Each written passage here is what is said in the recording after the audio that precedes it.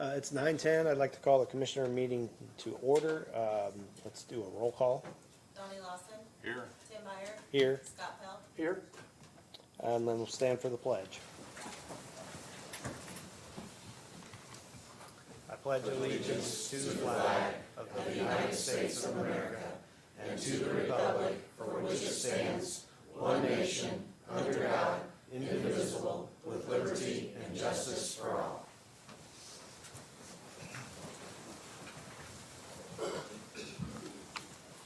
I would like to ask before we get started if we could have a moment of silence for the Beech Grove officer that was killed last week in the line of duty, Brian Elliott. His funeral, I think, is at 11 today, so.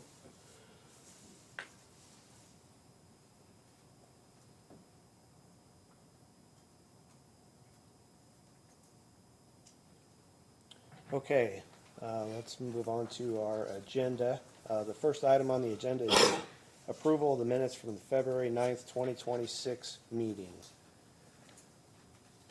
I just had one item under staff reports. It looked like it was just a copy of the prior minutes on the HR report. I believe that should say none. Are there any other corrections? Is there a motion? Move to approve.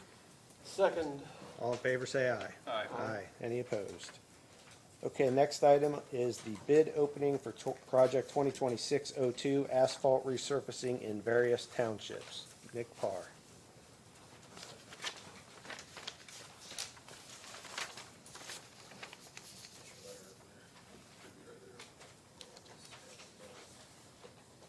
So this is for project 2026-02 asphalt resurfacing in various townships. This first bid is for Baumgartner Asphalt Services.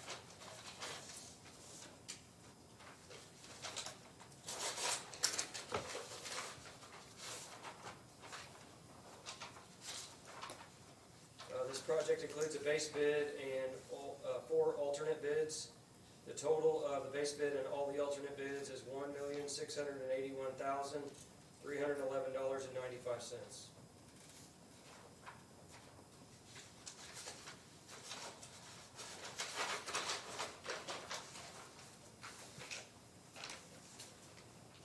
Next bid is for Calumet Civil Contractors.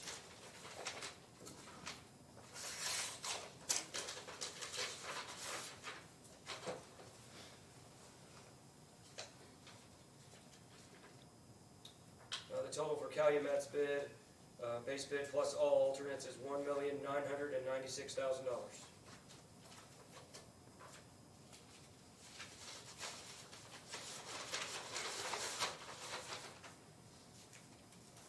The next bid is DC Construction Services.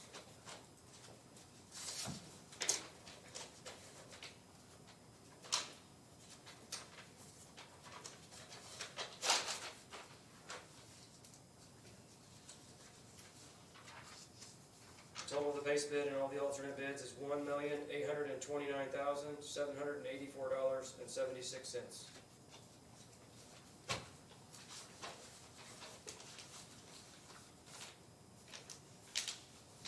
The next bid is from E&B Paving LLC.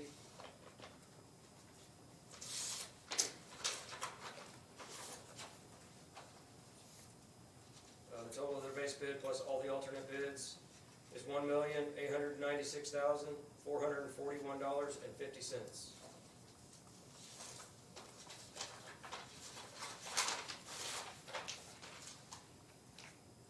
Next bid is for Howard Companies.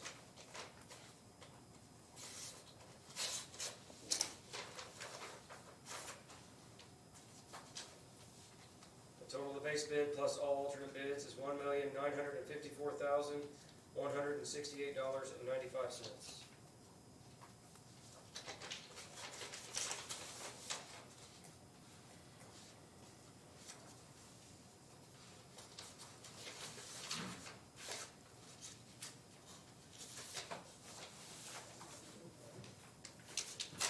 Next bid is Milestone Contractors, LP.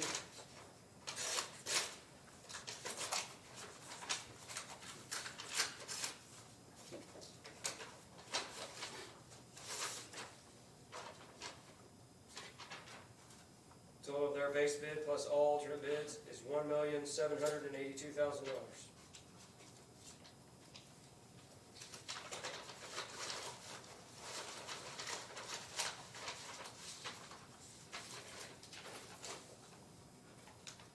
This is the final bid. Final bid is from Reith Riley Construction.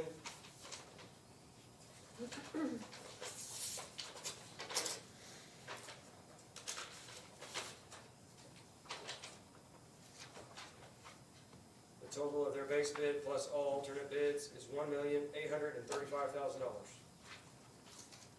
That concludes all bids to be able for this project. Is there a motion to take the bids under advisement? So moved. Second. All in favor, say aye. Aye. Any opposed, same sign.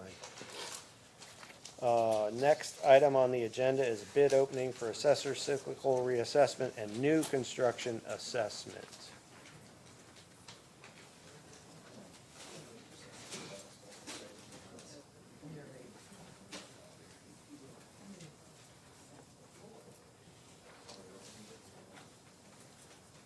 I'm going to make a suggestion before we get started on this item. So we've received a letter on Friday, basically questioning the legitimacy of this bid opening. I don't know, I'm open to suggestions, but I think it would be prudent for us to potentially delay this item or table this item until we can have the parties meet and have a discussion.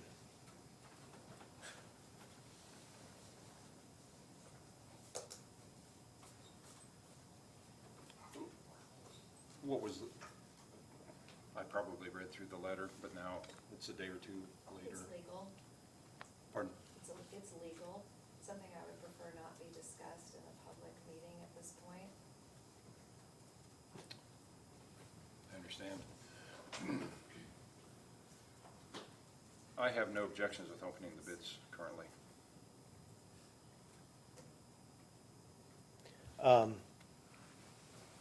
Well, I'm going to suggest that we vote on whether we open the bids right now or if we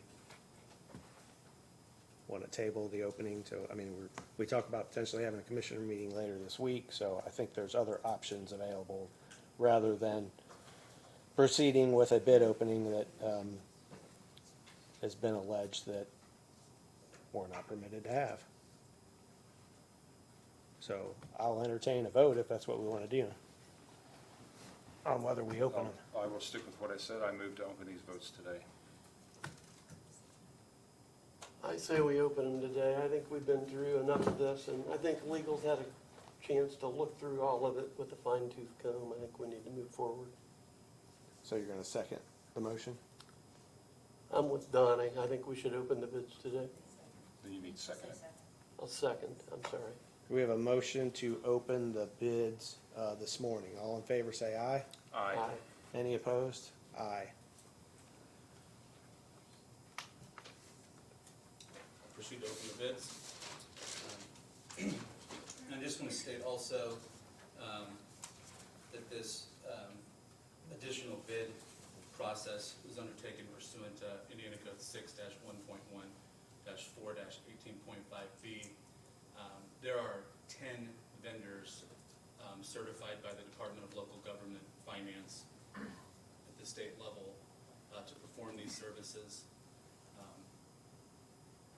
I can say with certainty that we reached out to the heads of every one of these organizations and provided a cover letter with instructions to submit a bid. Based on the information I've been provided, we've received one bid package for both RFPs from Tyler Technologies. I'm going to open them now.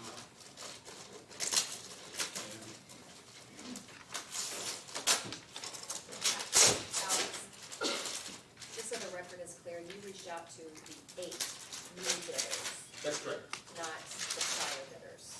That would be correct.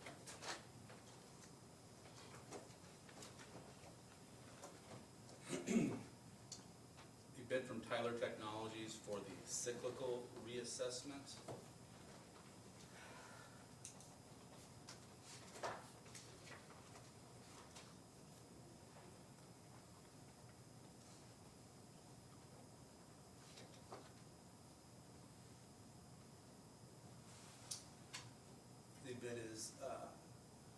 $783,000.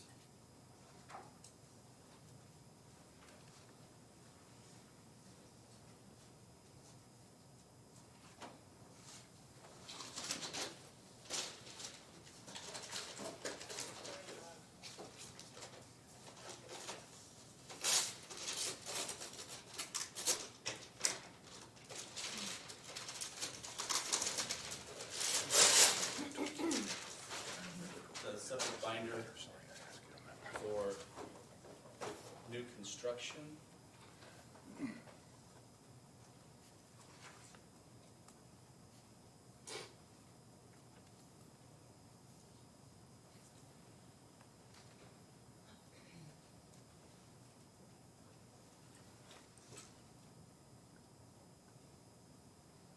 Just want to make sure I'm reading this right. It's a big binder. The new construction bid is $2,122,500.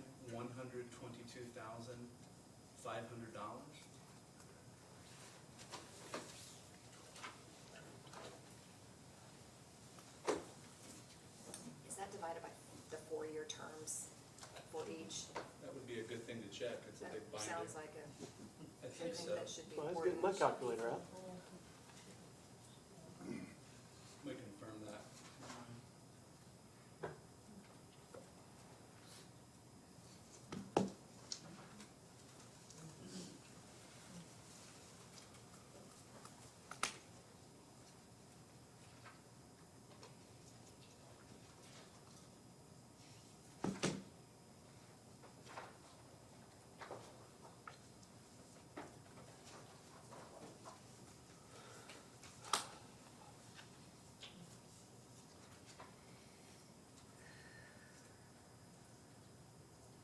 I can confirm that the new construction bid is for a 4-year term.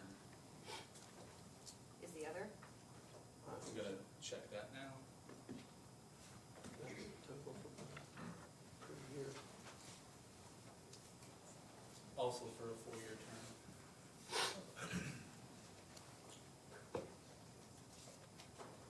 Thank you.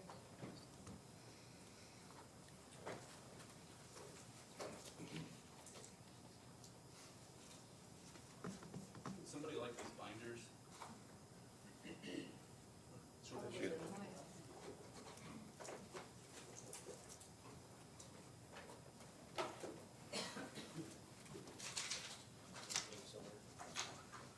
Thank you.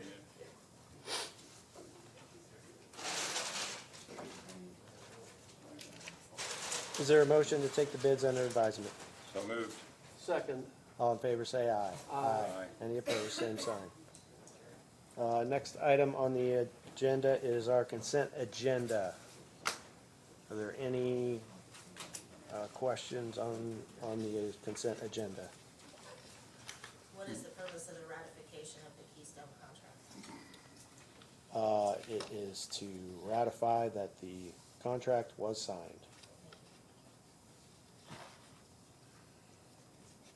Is there a motion to approve the consent agenda? Move to approve. second. All in favor, say aye. Aye. Any opposed, same sign. Next item on the agenda is old business. The only item under old business is ordinance 2026-04, an ordinance vacating certain public right-of-way within the jurisdiction of Boone County, second reading. This is the same item from the last meeting. There's a section of right-of-way that needs to be vacated. It's no longer needed. When the Crane subdivision was originally platted, at 65 and old 334, where the Cracker Barrel currently is, it was with a stub street to go to the south into future development, and that is no longer going to be developed as originally planned. So the request is from the developer to vacate this stub street. We brought it to the last meeting, there's been an exhibit provided. This is the final step to make it official, is my understanding from Beth. Do we need to open a public hearing on this ordinance? We did the public hearing at the, I think it was just first reading last It's time. first reading at the last one, but I didn't know if you did the public hearing at the first or the second, if it was necessary. I don't remember looking it up. we can open a public hearing, we can make sure that we have one that way, so we don't have to redo this.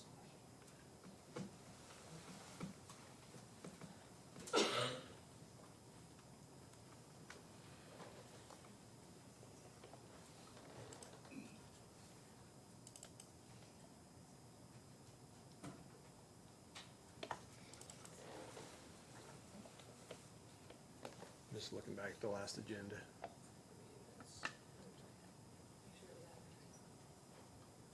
Yes, it was advertised in the paper for a public hearing today. Okay. Okay, we'll open a public hearing on this ordinance. Is there any public comments? Okay, not hearing any, we'll close the public hearing. Is there a motion to approve the ordinance 2026-04? So moved. Second. All in favor say aye. Aye. Any opposed, same sign. Thanks, Nick. Next item on the agenda is new business. First item under new business is legal issues. There's two items. First is to accept a maintenance bond for Peabody East, Section 3, in the amount of $125,685. Second is to release the performance bond for Peabody East, Section 3, in the amount of $502,738.50. Is there a motion to accept the maintenance bond and release the maintenance bonds noted? Move to accept. Second. There's a motion to accept the maintenance bond and release the performance bond noted. Is all in favor say aye. Aye. Any opposed, same sign. Okay, next item under new business is VS Engineering inspection findings.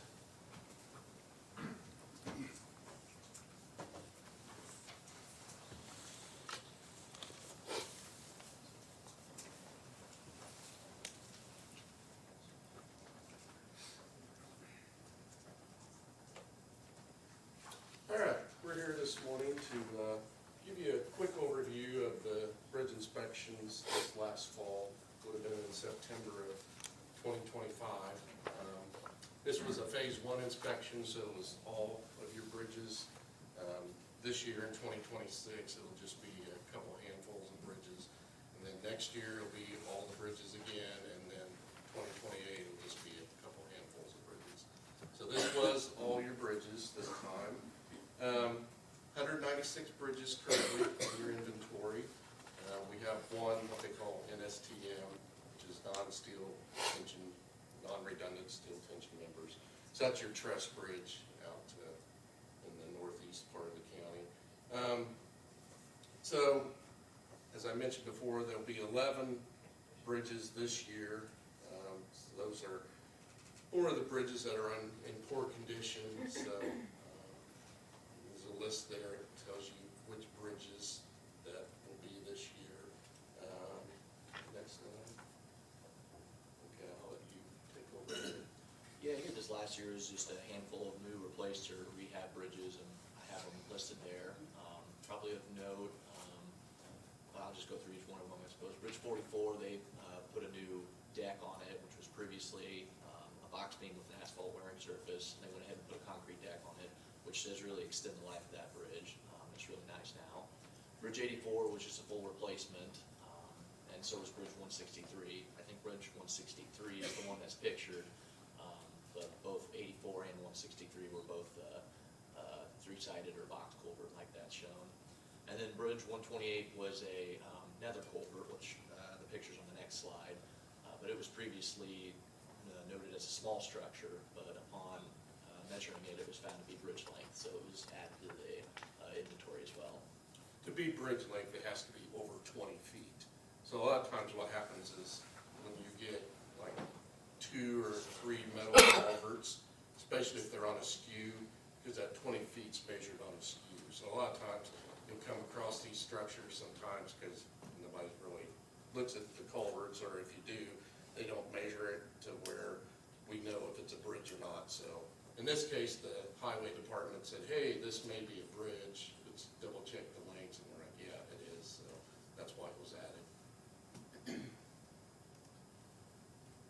So here, this is a comparison over the last couple of years for your bridges and for county-wide bridges. So these don't include state highway bridges. These are just county-owned statewide bridges.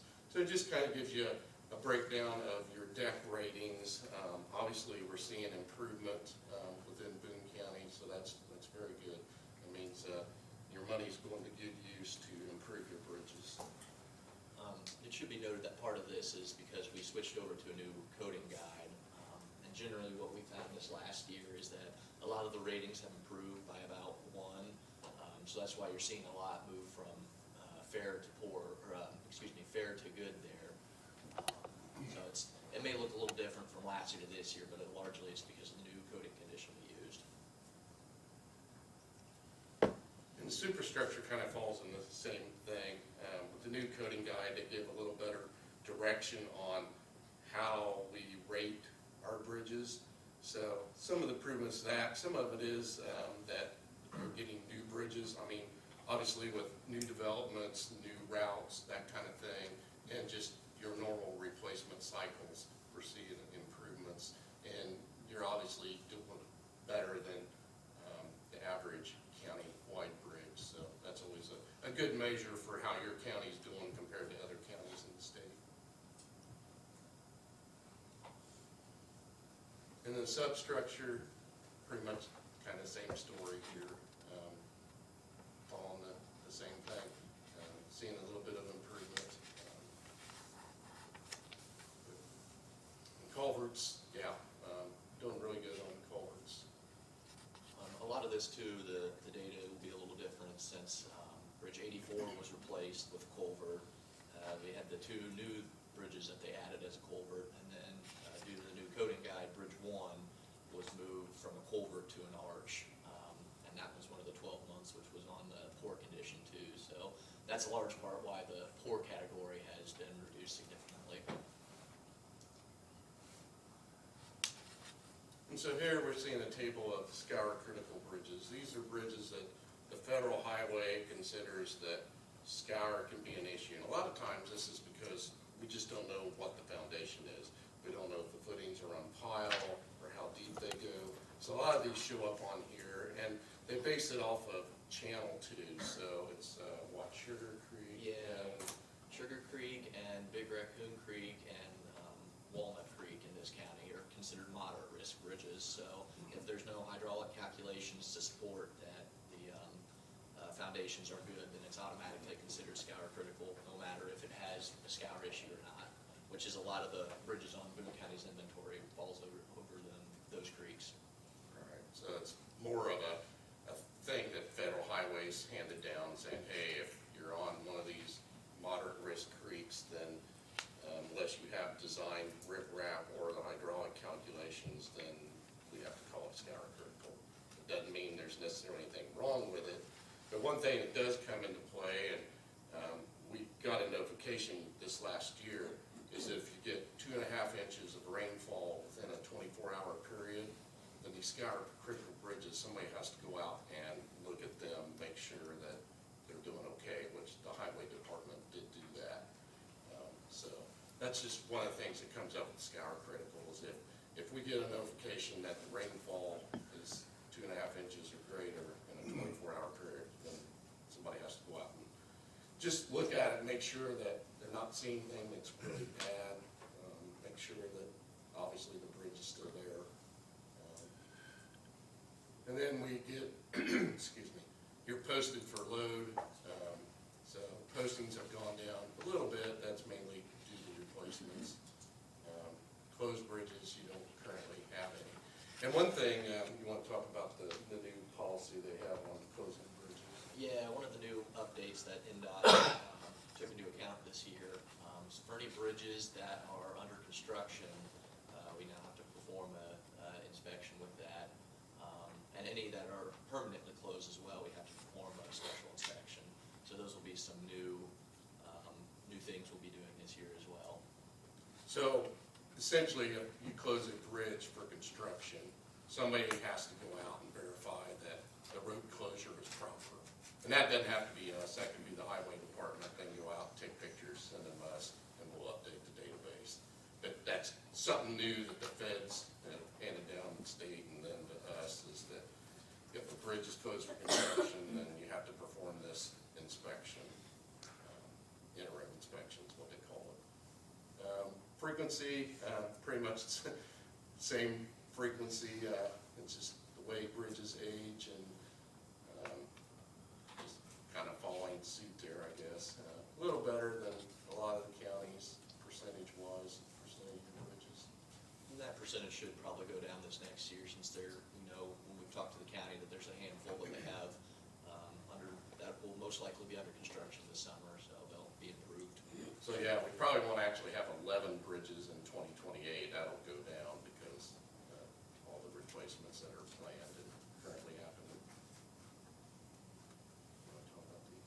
Yeah, this is just a comparison with some of mostly it's a comparison between your bridges and the county-owned bridges, just based on length, width, and area. So overall, you can see the length and area is on average smaller than the county-owned bridges statewide, but the width is a lot larger, well, maybe not a lot larger, but larger than the county-owned statewide. It's more of just an interesting fact and kind of shows you how your bridges compare with others. And it kind of makes sense, more urban areas generally tend to have bigger and wider bridges just with the increased amount of traffic. We did have a few critical findings that we found this last year. This one here specifically was a rail post that was just been out of place and wasn't connected to the guardrail. It's not really a major issue, but the theory behind that is if a vehicle collision did happen at that location, then since that guardrail post is not connected to the guardrail, then it's not doing its job and it becomes substandard, and that could obviously open you guys up to lawsuits. So the county highway got out there and fixed this. I mean, it was really quick, within like a day or two. And there's another bridge that had this exact same problem that, again, they got out there within a day or two. So they were really on top of things and really ensuring that everything is up to standard. And this one right here is the Bridge 44 rehabilitation that I talked about earlier. So you can see on the left, that was the asphalt wearing surface that they had before. Obviously, it's not the prettiest thing in the world, so they decided to replace it with a new concrete deck, which is the picture on the right. And you can't see it very well in the picture, but they upgraded the guardrail as well to make it standard. And doing that really adds a lot of life to your structure, because now you don't really get the moisture that you would leaking in between the asphalt. The concrete deck kind of seals it, and that structure should be good for another good long time. And this is a list of decks that the county sealed this last year. I believe they started that, 2 or 3 years ago now. And you can see they've really not slowed down at all. It's a pretty big list here. And I think when we talked to them last, they said they were trying to get on a 5-year cycle for all the concrete bridge decks. Just the product they're using, I think, has a 5-year lifespan. And so they just want to hit every bridge every 5 years, so that way it keeps getting reapplied and that the sealant remains in good condition. And again, this really goes a long way, especially with your salt that you use in the winters. It really keeps that out and keeps your bridges new and fresh and extends the life of them. So this is a preventative maintenance type of work that's done. It's really important because concrete cracks. We all know concrete cracks. So by sealing it, they're sealing those cracks so that any of the salts and stuff cannot get down into your concrete to deteriorate it. So it really extends the life of the deck, and it just helps push the money on down the road. It saves you money down the road. And if they're able to do it with their own crews, which they are, it's a great preventive maintenance for the county, and it's a great addition that the highway department's doing. And here, just some of the sample summary maintenance items that we've given them. I can't remember, I don't think we had any red items this year, did we? I don't believe we did. And red items are items that should be addressed within a month of handing the report, so those are usually your more severe ones. So I don't think we had any of those this year, which is obviously good news. And just a handful of the yellow and green, most of them are the gray, as you can see there, so it's usually pretty simple stuff that could help the bridge, is maybe not necessary on the gray scale at least, but yeah, we handed the county that, and they'll continue to perform maintenance months as they have the last few years. So yellow's like within 3 months, green's like within 6 months, and gray's like 12 months. A lot of what you'll see in the yellow will be like what's shown here, the log jam removals, because when you're blocking the channel, that can cause scour issues down the road and affect your piers or abutments. So it's important to get those log jams removed, and they've done a really good job of getting those removed as we give them the information.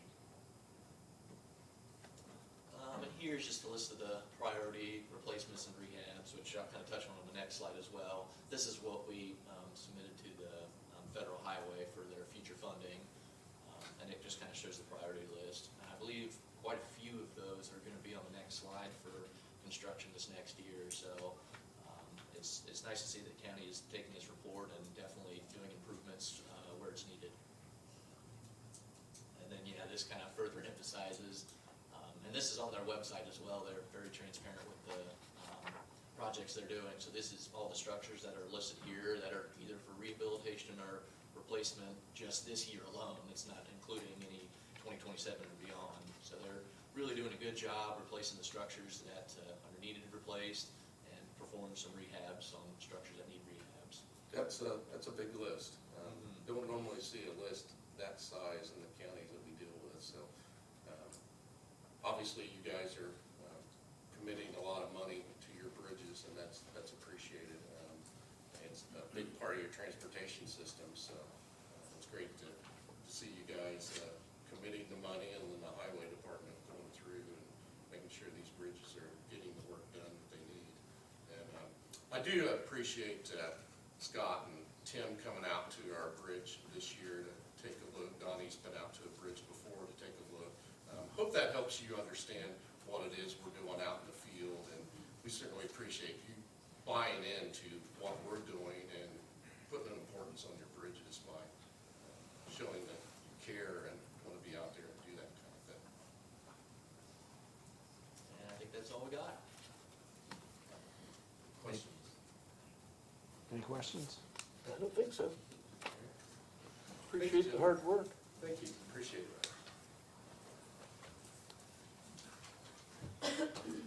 Next item under new business is task order, excuse me, number 74, Comcast right-of-way inspection. Kim Harris, Boone County Highway, requesting execution of the BFNS inspection task order 74. That's for right-of-way permit 2026-10016. This includes Comcast fiber installation on Elizaville Road. This amount should not exceed $12,780 without authorization. Move to approve. Second. Just one question. These are, costs are paid by the permittee, is that right? That is, they are reimbursable, correct? We have a motion and a second to approve. All in favor, say aye. Aye. Any opposed? Thank you. Next item on the agenda is project, under new business, is project 2026-03, Microsurfacing Contractors LLC agreement. Good morning, Nicholas Brenner, Boone County Highway. Bids for this project were open at the February 9th meeting. We're requesting execution with Microsurfacing Contractors LLC. They are the apparent low bidder on the project, and they have submitted all the proper bid documents. This is for approximately 40 centerline miles of microsurfacing, various locations throughout the county. This contract has a not to exceed amount of $2,272,108.82. Expenses incurred on this project were budgeted in our 2026 budget. Questions? Move to approve. Second. All in favor, say aye. Aye. Thank you. Next item under new business is project 2022-22, Bridge 61 consultant contract. Good morning, Mike Growski, Boone County Highway Department. So As you mentioned, I'm here requesting execution of the LPA consultant agreement for construction inspection with American Structure Point. This federally funded bridge replacement project has a letting date of July 8th, 2026. It is located on County Road 1000 East, approximately 0.4 miles north of State Road 32. We anticipate construction to take place in 2027 due to environmental and project commitments. So federal funds were used for this project, and the NDOT consultant selection process was followed, and American Structure Point was the highest scoring firm among 17 submitted proposals, so a lot of interest in this project. The work completed under this agreement will be performed on an hourly basis. A not to exceed amount is $261,445.86. NDOT will not provide additional funding once this agreement is executed. This agreement must be in place before the project's letting date. Boone County will be reimbursed 80% of expenses incurred on this phase of the project. Once agreement is executed and submitted to NDOT, an LPA NDOT reimbursement contract will be generated and sent to execution to the commissioners via DocuSign. I'll make sure to get all that out there. Any questions? Is there a motion to approve? Move to approve. Second? All in favor, say aye. Aye. Any opposed?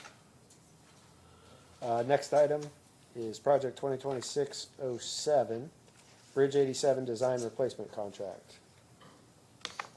So as you heard from BS earlier, we're working to continue the improvement of all the bridges in the county. So this contract for Bridge 87 is continuing part of that. Today we're requesting execution of the design contract for DCCM USA Corporation, formerly known as RQAW, or still known, there's been name change, design replacement structure for Bridge 87. Bridge 87 carries County Road 200 north over Browns Wander Creek, located a half-mile west of County Road 400 east. The amount of the contract is not to exceed $164,100. Project will be paid for using bond funds. Questions? Move to approve. Second?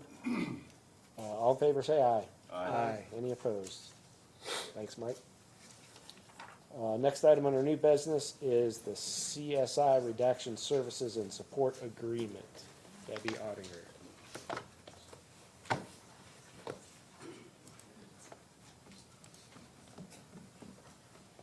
Good morning, gentlemen. Morning. I believe you had an opportunity to look through all the contracts, and I didn't know if you needed me to give you a brief explanation here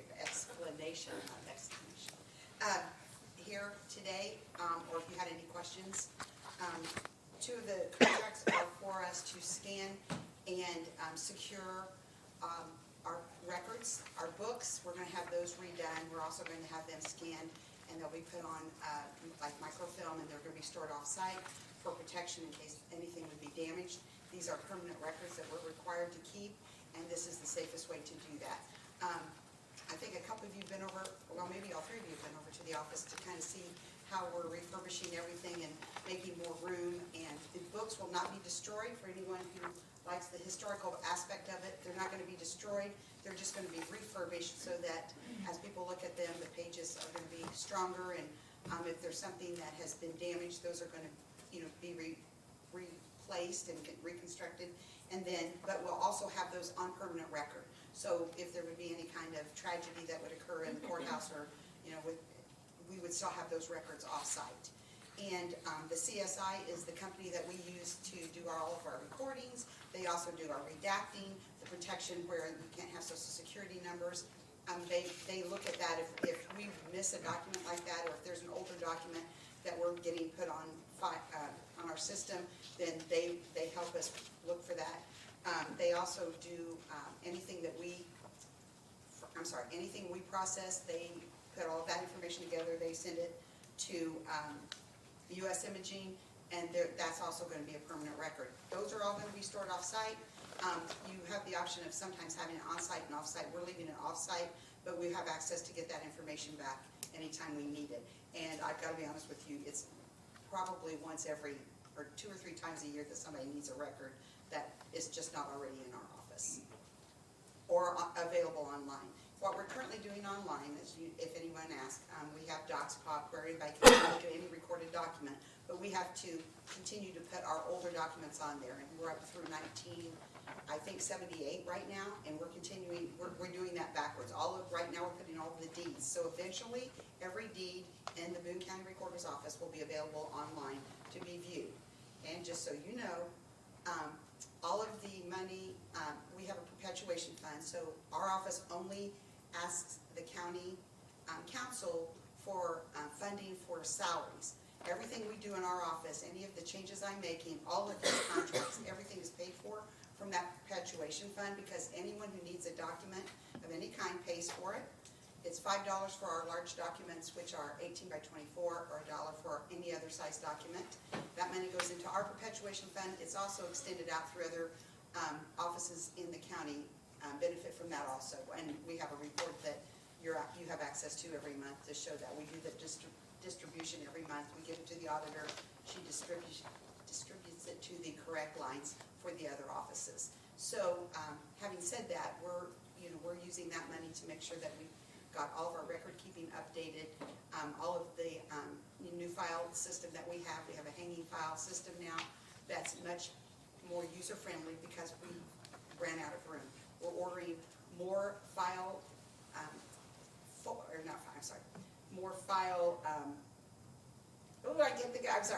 more things to put the files in, and I'm sorry, I can't. So, File thingies. File cabinets, thank you. Dear God, that's such a hard word, I struggle with it every day. So anyway, and those are like this big, and so, and then we just put the documents in there, so they're secure, they're safe, but we're buying more now to stack on top of each other because, we're running out of room, but we still have more room than we did by not using those large books. So, everything in a nutshell. So this is for all, I think there's 7 items. Yes. Okay. So it would probably make sense for us to do one motion for all 7 unless you want to repeat what you just said 6 more times. No, I move to approve all 7. So it would be the CIS Redaction Services and Support Agreement, CSI Systems Support Agreement, CSI Microfilm Services Agreement, CSI Premium Software Support Agreement, CSI Disaster Recovery Services Agreement, U.S. Imaging Scan and Index Agreement, and U.S. Imaging Annual Microfilm Storage Services. All of those. Yes, and these are all service agreements. Any questions? Move No, to we- approve all 7. I came through last year, and I think it's a great deal. I'm totally for it, and I'm a second, so. All in favor of approving all 7 agreements? Say aye. Aye. Aye. Any opposed? Thank you, gentlemen. Thank you. Have a great day. You can see my file cabinets and Okay, so that was, under new business, that was items G through M. So we are on item N, is the next item under new business, which is tax sale service contract. Debbie Crum. Debbie Crum, auditor, here to get approval for a tax sale contract with Guts for the treasurer and the auditor. Move to approve. Second. All in favor, say aye. Aye. Thank you. Any opposed? Same sign. Okay, thank you. Next item on the agenda is the agreement for auditor services and assessment services. That contract is also with the auditor, and this one is also with the assessor, for services with Guts to assist our offices in the scope that is located in, the attachment A, which is, I don't know if I need to read those for you, I'll just go over them, but for my office, it's general auditor duties, which is TIF administration and support, abatement certification support, CNAV, which is certified net assessed value support, abstract, any other general consulting services such as DNR, Heritage Barn, forestry, abatement service. Assessor is mobile home assessment service.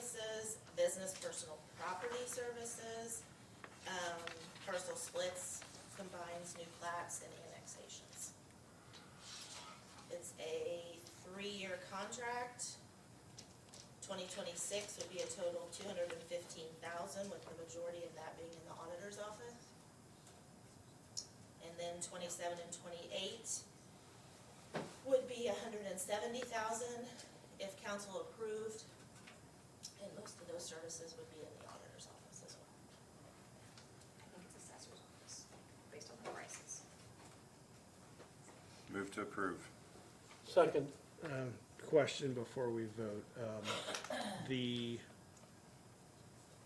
currently Guts had 3 contracts, one for 90,000. So this encompasses all of that. Is that correct? Yes.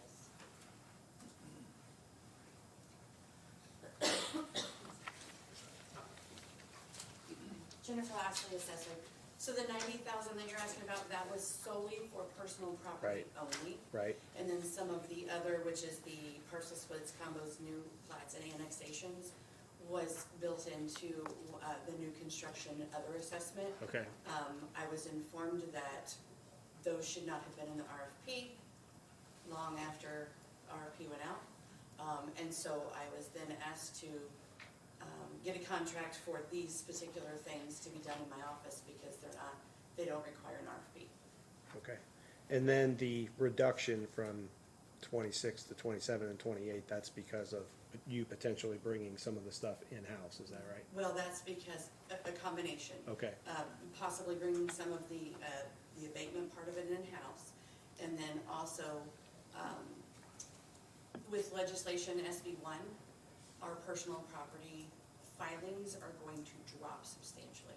So we're gonna drop from like 1,800 filings this year to somewhere around 500 to 700 maybe in the next couple of years.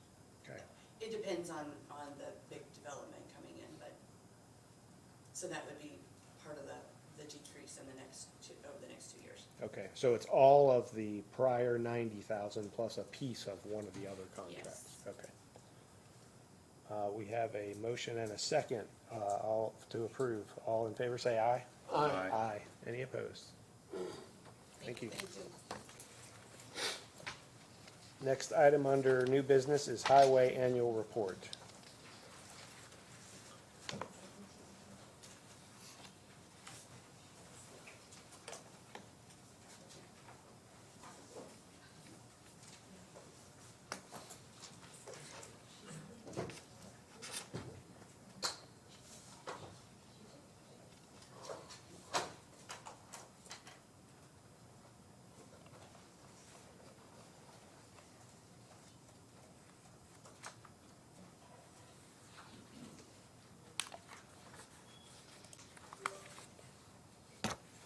I created the highway report before I took the new role, so I didn't feel like somebody else should give my report to the commissioners, but my previous responsibilities included providing this report to the commissioners and council on an annual basis.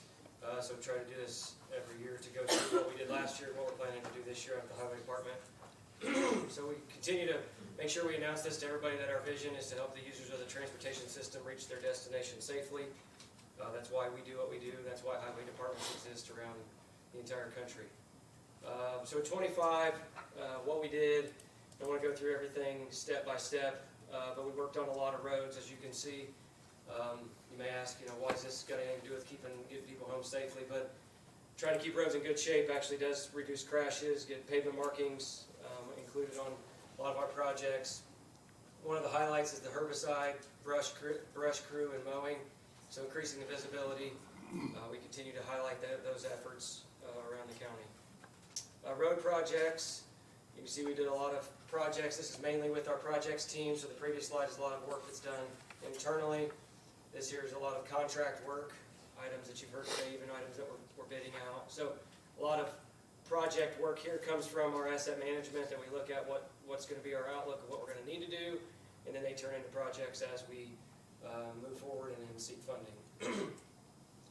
So work that we also completed internally, for the most part, was working on our bridges. I know VS just talked about that. They work with our department very closely. We are federally required to do those inspections. we're not federally required to do anything about what they find within those inspections. So what we've made an effort to try to make our assets long as possible, last as long as possible. The bridges are quite expensive for a very short area that they cover. We may spend a lot of money every year on road preservation. It may not last as long, and it does cover a bigger area, but if we don't have bridges in good shape, you can't get to the destination. So we wash our bridges, keeping the salts out of the drains, underneath the guardrails, off the approaches, and really in the bearing points underneath are very critical areas to make the bridges last as long as they possibly can. We started sealing decks as we've been able to secure more funding. Council's been very supportive of what we've been doing, bringing our plans forward. We started sealing decks. We bought the equipment, materials to do that internally, so after you wash them off, we can add a sealer. We've been able to do that with our operations team, putting that on themselves. One thing I want to highlight is you can see that that's a stream with a lot of debris caught up against a pier. You know, it looks like it's not really hurting anybody because it's not in the roadway. Water goes around it, but as water comes up, you know, it gets underneath those abutments and erodes underneath the abutments. It could erode around the footings. Typically you can't see that. We can see this part underneath the abutments, which is where the road and the bridge come together.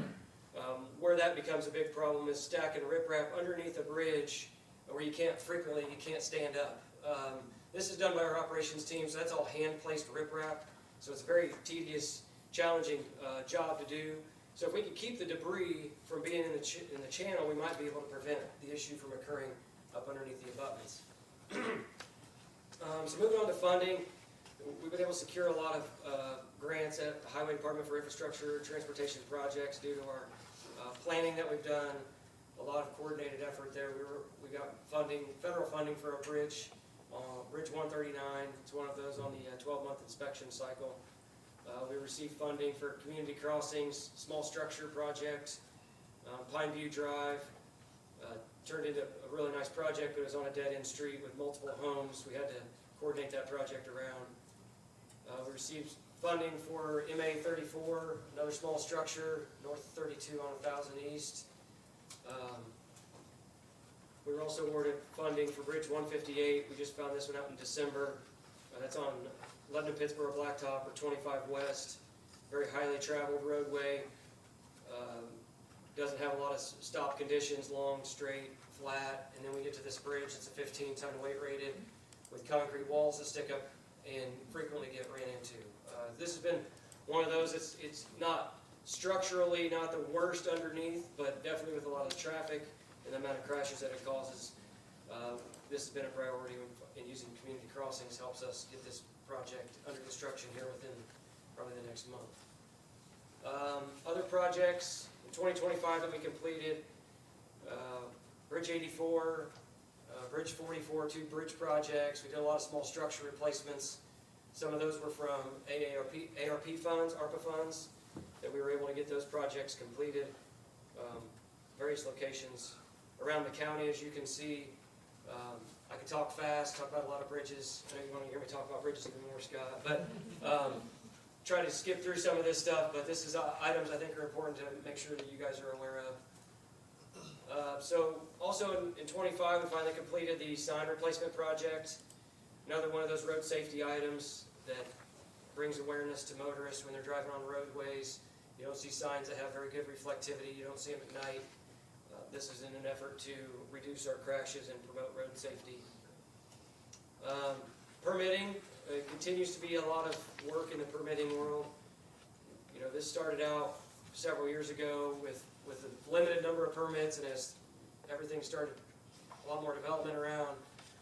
The rural broadband has been a real high-level amount of effort involved in the permitting and inspection. So even though we had 125 permits, 16 of those were very large, work in the right-of-way permits that they get a lot of subcontractors. It takes a lot of follow-up from our staff. We pass out annual awards. We meet internally, discuss who's deserving of the mental attitude and safety awards. Perfect attendance is given to those that provide notice, 24-hour notice for any single day or more than 2 weeks notice for any multiple days off. Getting people to let us know they're going to be off is very helpful to our operations. We also added a new award this year called the Bravo Award. This team of individuals did the vegetation crews. They do a lot of herbicide, cutting the brush, mowing. We get a large number of compliments in the way they conduct themselves and handle the public when they're working on doing that work in the right of way. Paved road conditions, we annually inspect all of our roadways. It's more of a surface evaluation. 10s are good roads, brand new. 1s have failed. You can see we've maintained that 6.8 over the last 4 years. That's done by doing pavement preservation early.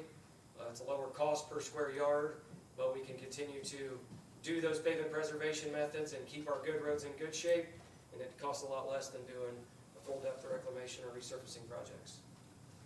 So work orders coming into the highway department, we have 546 of them. You can see they're broke down in various different categories. The large pie there with the 34% of the signs was due to object markers that we ended up doing a lot of those internally with our staff. We made those into work orders so we could track everything that we were getting done. So it looks like a lot of work orders for signs, but a lot of it was internal work that we put on the list to make sure it got taken care of. 2026, we've got additional funding. This is something, Joe mentioned the VS and what we're doing with it, what impact that is making on our infrastructure. We were able to get ARPA funds several years ago when we started design on several bridges. This year, going through the budgeting process and highlighting the issues that we have with all of our bridges and bridge conditions, the council decided to use additional general fund appropriations. We also renewed bonds, so that's how a lot of these projects are getting to construction. We've also got 3 additional bridges getting designed that will also be built over the next few years. 2026 planned projects. I'm not going to run through the list entirely, but we're going to do similar to what we've been doing in the past. These road pavement preservation has proven to be the best way to keep our roads in good shape.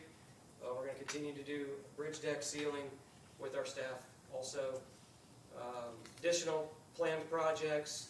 We go to construction next year, or during this year now, 26. A lot of small structure replacements, bridge rehabilitation projects, and bridge replacement projects. These will all cause closures of some type for different durations and local detours.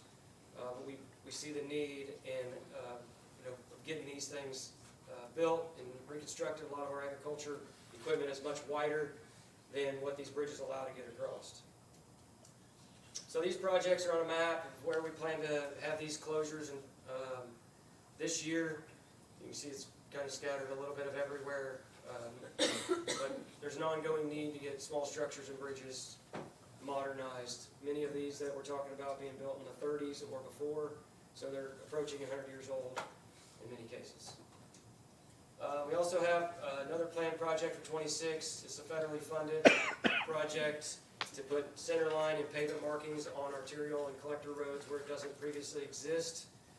We hope it doesn't look like the picture in the upper right-hand corner, but that was one I found while doing another presentation. I thought, it's really good to put those nice and straight. It does help the motorists. So, but you can see the difference in the dark, the fog the other day. If you have a road with stripes and a road without stripes, the difference that makes. Be able to find the edges of the roadway. So additional projects in development. These aren't all going to get built at the same time, but these are things our projects team is working on. Many of these take a number of years, anywhere from a year or so on a small structure project to 5 years on a federally funded bridge project that it takes in development from this needs to be done, and we've secured funding all the way through to get to construction. Additional right-of-way projects in Boone County. This is the same map I showed last year at this time about the water line projects that we've been notified. The blue one in the left there, the Lebanon Utilities, that line is under construction. The other lines are still in different phases of development, but as our understanding, they are moving forward. This is something that we have to work with. If they work in the right-of-way or cross through the right-of-way, they are not something that we have any control over because it is right-of-way and they're a public utility that gets to use it. But I do like to pass that along at this stage. That is something that does take our staff time to work with. We regularly get additional help from inspection that we bring agreements to have someone oversee that on our behalf and then get reimbursed from the individuals doing the work. Another one I want to bring to your attention, the Meta project is under construction. It's north of 32, south of 200 north. The ideal, I think, picture for everybody, even when they build these major projects, is that all the traffic will use I-65 and 32. We know from the county perspective that doesn't always happen that way. Motorists find the fastest, easiest path to get to their destination, which in this case will include what either is county roads or appears to be county roads. And that blue area, or bluish purple, has all been annexed. If it's been annexed, it's under the control of the City of Lebanon. It is our understanding that they've worked with the City of Lebanon and Meta to possibly do some patching and reconstruction work on that red line, which is 350 west and 200 north, and into their site from the north side of their site. We anticipate there will be a number of traffic using that route because of its access to 47, 52, and 65. The traffic projections are quite large when there's already another project at the Foundry under construction at 32 and 200 west. There's no real method or mechanism to control where traffic goes or comes from when it leaves your site. So even if everybody said they're all going to use 32 and 65, the numbers won't work at 32 and 65. There'll be delays at 32 and 65. So what we'll find is that motorists will find another way that's less restrictions. So with the City of Lebanon working with Meta and the contractor to allow them to use 350 west, they'll likely be working on 350 west of the last little piece of that green up there is the part that we have in our network, a piece of 400 north and 350 west, that will likely see an increase in traffic also. This is an ongoing conversation. We want to make sure that our right-of-way is protected also, and that the cost of any improvements or work done would be reimbursed by the contractor or the developer in this case. So that's an ongoing conversation, but it will be working the right-of-way permits. There will be things that will be likely be using that roadway beyond our control. So our mission is to eliminate those fatal and serious injuries resulting from traffic crashes and making decisions based on their ability to reach zero deaths on Boone County's transportation system. Simply put, we want people to get home safe. And I'll take any questions. Questions? Like to absorb. I said it really fast. So just to be clear, the squiggly lines are not in Boone County. Those are not in Boone County. They have, as far as I know, they're not even real. It might be created on the internet, but it was. Can't imagine that. Yeah, that hasn't. We haven't even had our stripes placed yet. We don't have any that say SOPT, stop ahead. Misspell it. Those are all out there, but those are not in Boone County. I frequent a Hendricks County road, and the bridge face, I think as you name it, it's in the creek, and they just put cones up, and it's one lane, and I'm like, Nick would not be able to stand for that. Yeah, we don't like that. We've had it before where a tractor would get on top of them and it would knock them off. You put guardrail up, sometimes there's nothing to attach to. It does turn into a critical finding that then you have to do something or close the bridge. So it can be a problem. Just one question on the right-of-way map with the water lines. I'm assuming, generally speaking, we're dealing with like crossings. They're not running the water main in the right-of-way parallel to the road, correct? That's a really good question. So they've gone to acquire easements to put the water lines in. It was our concern at the very beginning and continues to be our concern. That's not always as easy as it seems with geothermal. You have wells, you have septics. How you get those easements and where and all those things go into. They can use the right-of-way because they are a public utility. They have to put it back in accordance with our standards. Our right-of-way is already pretty full with a lot of utilities already in it. And it's not really wide in a lot of areas. So when you're talking being 4 feet deep, that's a lot next to a roadway. So there will likely be some areas where they do have to cross the roadway. It would be our intent to not allow down the roadway. But there's a lot of factors that are going into this entire project. And we're talking about water, and then we've heard about the effluent as well. Not really clear on the route of that yet. That only included the fresh water coming in. Okay. Next item under new business is acknowledgement of RFQs received for property and casualty insurance. Yes, we sent out a request for qualifications for property casualty insurance from the commissioners. We received 6 responses from Epic Insurance, McGowan Insurance, Walker Hughes, PGH, Gibson Insurance, Ellinger Riggs Insurance. At the time we released it, we intended to do it in interviews and make a selection at the 27th special meeting, if that is going to move forward on Friday of this week. Just wanted to make that acknowledgement that we did receive them, and those are the companies that did submit. Okay, next item is compensation committee updates. No update. I don't have any insurance committee updates. That takes us to staff reports. Director of Administration. You guys want to hear anything more? I just wanna hear that you have my inventory list done, Working on it. since October, Only have 2 items. Want to give you a heads up, the public a heads up on a public information meeting at Western Boone High School, Thursday, March 5th at 6 p.m. The doors will open at 5:30. This is for an NDOT project. NDOT sent the public notice out, advertised it. They will be holding this public meeting for a roundabout project, 75 and 32. So it's been an ongoing project that they've been working on, and now they're at a public information meeting stage. Not a public hearing, but they're going to share information about the project. The project team, as my understanding, will be available there for discussion.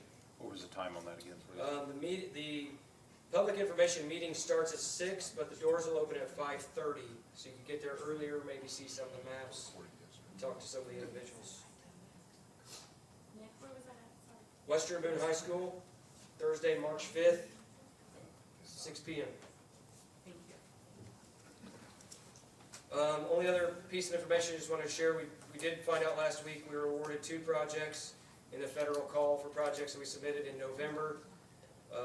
Both projects we submitted, one was a bridge, 166. It's on Middle Jamestown Road, north of 400 South. It's one of those bridges that's got the weight rating signs that keep getting stolen, and they want us to close it every time they steal the signs. We got awarded federal funds for the construction and construction engineering phases.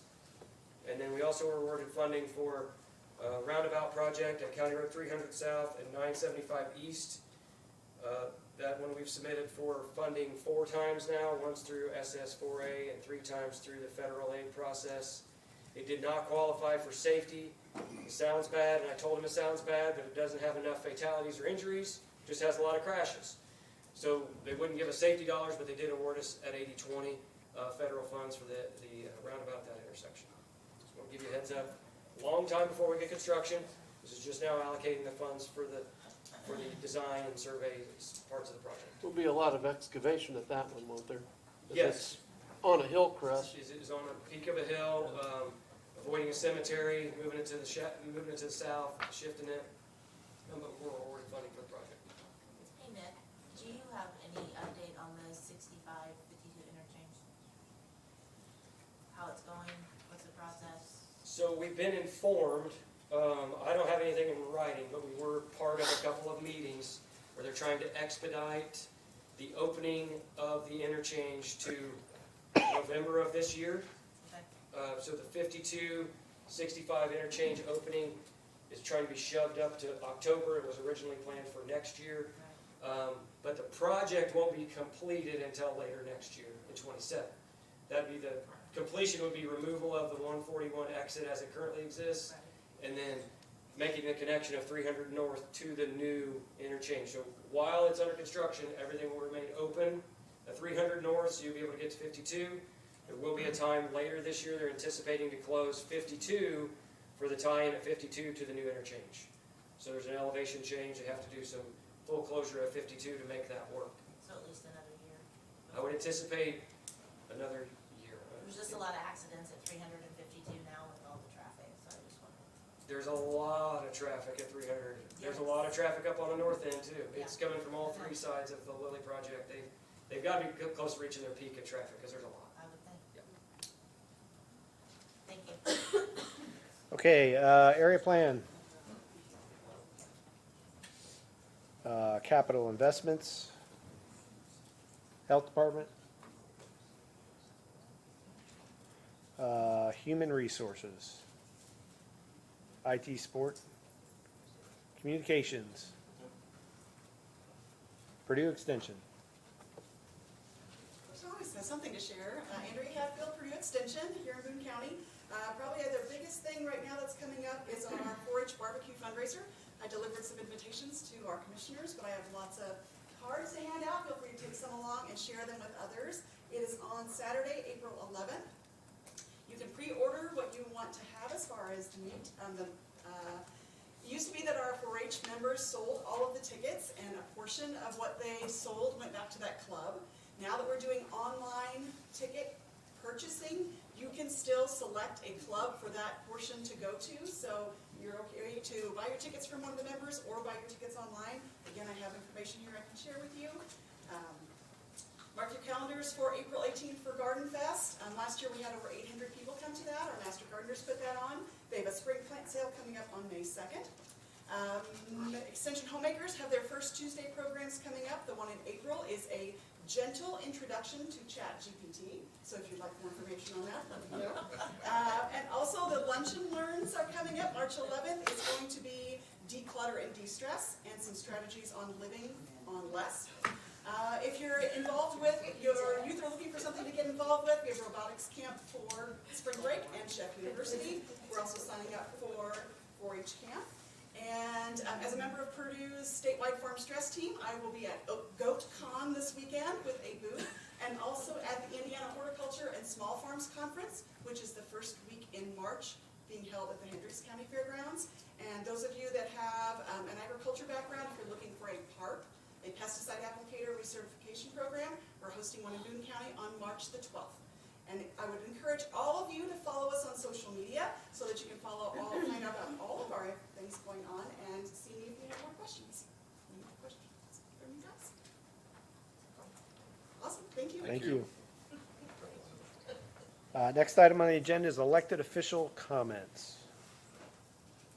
Any comments? Next item is public comment. Any public comment? Okay, next item is approval of claims. Move to approve. Second.